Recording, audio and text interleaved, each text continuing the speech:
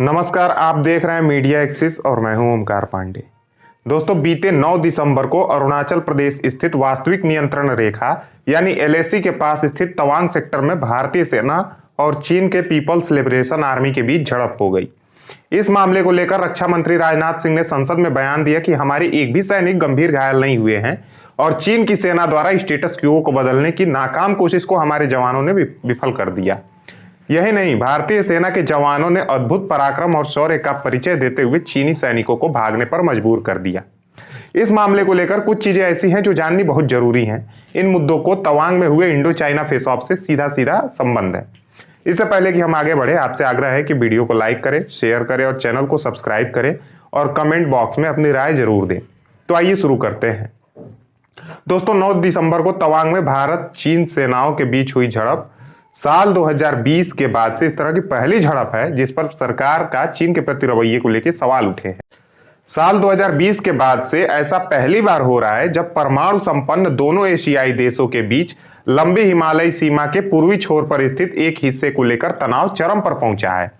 पूर्वोत्तर राज्य अरुणाचल प्रदेश का तवांग सेक्टर इंडियन टेरिटरी का एक ऐसा अटूट हिस्सा है जिस पर आए दिन चीन अपना दावा ठोकते रहता है। तवांग विवाद को छोड़ दे तो भारत की कोई भी सीमा इस जोखिम से खाली नहीं है कि पड़ोसी देश उस पर कब कब्जा जमाने या उसे अपना अहम हिस्सा बताने की हिमाकत कर बैठे। जब आपके पड़ोसी चीन और पाकिस्तान जैसे मूल्यहीन देश हों तो वहां पर यह एक ऐसी समस्या है जिससे हमेशा भारत की अखंडता और संप्रभुता को खतरा बने रहना है। और यह समस्या है अपरिभाषित सीमाओं की। भारत 7 देशों के साथ अंतर्राष्ट्रीय भूमि सीमाएं और 2 देशों के साथ जल सीमाएं साझा करता है। भारत पाकिस्तान, अफगानिस्तान, चीन, नेपाल, भूटान, म्यांमार और बांग्लादेश के साथ भूमि सीमा साझा करता है। भारत के पाकिस्तान, चीन, श्रीलंका और नेपाल के साथ ज्वलंत सीमा विवाद है, लेकिन ज्यादातर मामले वे ही तूल पकड़ते हैं जहां विवाद की जड़ में चीन या पाकिस्तान है। बहरहाल, चीन हमारा पड़ोसी देश है और वह उत्तर में भारत के साथ एक भूमि सीमा साझा करता है। भारत चीन के बीच सीमा वास्तव में पूरी तरह से सीमांकित नहीं है और इस तरह से भारत चीन सीमा 3 तरह से विभाजित की गई है: पश्चिमी सेक्टर, मध्य जोन और पूर्वी क्षेत्र। भारत चीन के बीच मुख्य सीमा विवाद पश्चिमी और पूर्वी क्षेत्रों में है। चीन लद्दाख और अरुणाचल प्रदेश के अधिकांश क्षेत्रों पर चीन अपना दावा करता है। अक्साई चीन पर साल 1962 में चीन का कब्जा रहा, जो कि भारत यानी हमारा अटूट हिस्सा है। भारत और चीन अपनी 3500 किलोमीटर लंबी वास्तविक सीमा, जिसे वास्तविक नियंत्रण रेखा कहा जाता है, के साथ साथ एक विशाल क्षेत्र पर अपना दावा करते हैं।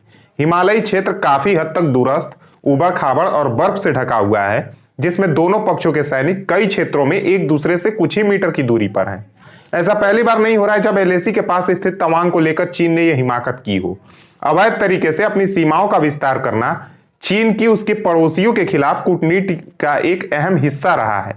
ऐसे में पीएलए को निर्देश मिले होंगे और वो इस हरकत को उन्होंने कर दिया होगा। हालांकि इस हरकत का भारतीय सेना ने भी बेहद माकूल और करारा जवाब दिया है। सवाल यह है कि भारत की स्थलीय सीमाएं आज तक निश्चित क्यों नहीं हो सकी।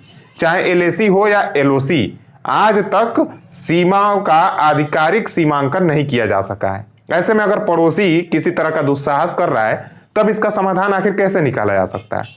सीमा के मुद्दे की पृष्ठभूमि और जटिलताएं इतिहास में गहराई तक जाती हैं। यह जांच करने की जड़ तक जाती हैं कि आखिर इनसे जुड़े धारणाओं को किस तरह से आकार दिया गया होगा। चीन के साथ भारत की सीमा का इतिहास मुख्य रूप से रूस को दूर रखने की ब्रिटिश साम्राज्य के रणनीतिक विचारधारा से प्रेरित है। शायद यही वजह है कि आज तक भारतीय सीमाओं की पहचान ब्रिटिशर्स द्वारा निर्धारित किए गए मानदंडों के आधार पर तय की जाती है। वहीं इस विवाद को सबसे बड़ी वजह यह भी है कि अपरिभाषित 3440 किलोमीटर लंबी सीमा विवादित है भारत और चीन के मध्य।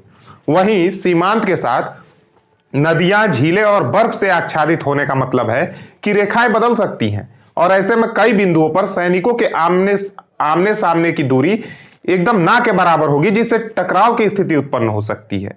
वहीं दोनों देशों के बीच वास्तविक नियंत्रण रेखा पर बुनियादी ढांचे के निर्माण को लेकर भी होड़ लगी हुई है। भारत द्वारा उच्च ऊंचाई वाले हवाई ठिकानों के लिए एक नई सड़क के निर्माण को चीनी सैनिकों के साथ 2020 में घातक संघर्ष के लिए एक बड़े कारण के तौर पर देखा गया था। अब हालात ये है कि कई दफा कोर कमांडर लेवल की बैठक होने के बाद भी इस मसले का कोई हल नहीं निकल सका है और सीमा पर स्थिति अत्यंत तनावपूर्ण बनी हुई है। इस दिशा में अगर सीमा विवाद सुलझाने के दोनों देशों के लिए विकल्पों की बात करें तो इसके कई आयाम हैं। दरअसल कुछ बाहरी मामलों से भी दोनों देशों के बीच तनाव बढ़ा है। चीन और अमेरिका के बीच पिछले 4 सालों से जारी ट्रेड वार, हांगकांग में विद्रोही गतिविधियां और दुनिया में नंबर 1 बनने की अमेरिका और चीन जैसे देशों की ललक ऐसे विवादों की जड़ है। इस बीच कोरोना वायरस महामारी को भी चीन द्वारा छेड़े गए ऑर्गेनिक वार के तौर पर दुनिया ने देखा। इस वजह से दुनिया में चीन के खिलाफ एक कोल्ड वार जैसे हालात बन चुके थे।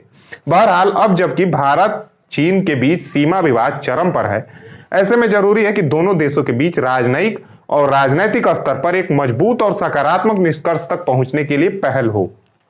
इसके अलावा सीमा के अस्थायी निर्धारण को लेकर भी दोनों देशों को एक दूसरे की अखंडता और संप्रभुता का ध्यान रखते हुए एक कॉमन अंडरस्टैंडिंग बनानी होगी।